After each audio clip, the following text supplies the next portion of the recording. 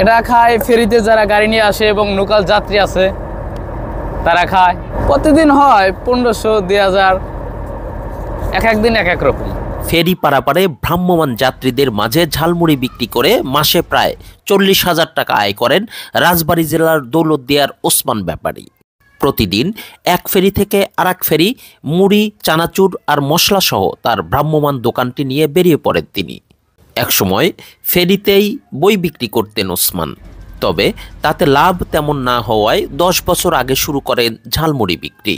শীত, গ্রীষ্ম কিংবা বর্ষা 12 মাস এ কাজটি করেই মা, স্ত্রী এবং এক সন্তানের পরিবারের যাবতীয় খরচ চালিয়ে নিচ্ছেন সদাহাস্যোজ্জ্বল ওসমান ব্যাপারী।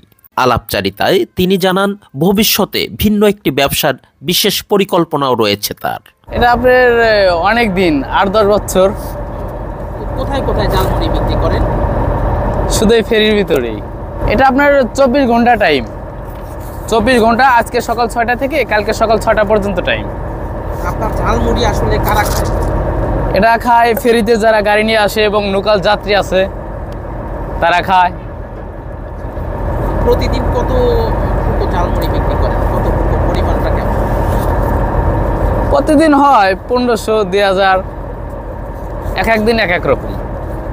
এই যে আপনার বছরের সারাটা সময় তো আপনি ঝালমুড়ি বিক্রি করেন, ঝড় বৃষ্টি কিংবা প্রচণ্ড শীত এইরকম সময় কি আপনার এই বেচা বিক্রিতে কোনো সমস্যা হয়? না, সমস্যা না, শুধু কুয়াশার ভিত্তি একটু সমস্যা হয়। কুয়াশার ভিতরে ফেরি বন্ধ থাকে। বাড়িতে কে কে আছে আপনার পরিবারে? পরিবারে মা আছে, ওয়াইফ আছে আর মেয়ে আছে একটা, বাবা নেই। এটাই করতেছি। তবে আগে এই ফেরিতে বই বেচতাম, বই বিক্রি করার পাশাপাশি দেখলাম ওটা থেকে এটা ভালো, এটা করতেছি। আর আশা আছে, অন্য আশা আছে আর কি। এই ঝালমুড়ি বেচার পাশাপাশি অন্য একটা লাইনের আশা আছে আর কি।